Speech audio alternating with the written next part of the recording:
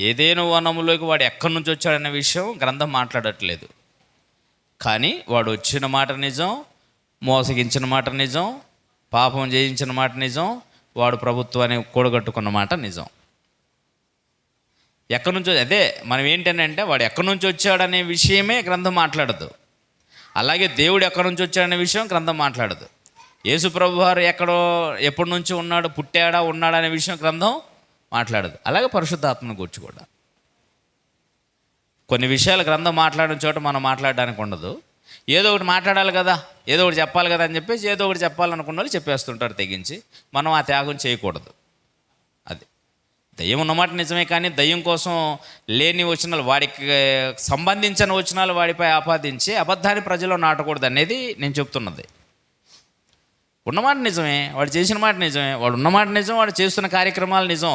కానీ వాడి కోసం చెప్పనివి ఇంకెవరి కోసం చెప్పిన వాడి కోసం చెప్పడం నేరం, కల్పితం అవుతుంది. అది బైబిల్ని ఒక క్రమమైన విధానంలో మనం చదువుకోవాలి, నేర్చుకోవాలి, చెప్పాలనేదే ఉద్దేశం అంతే.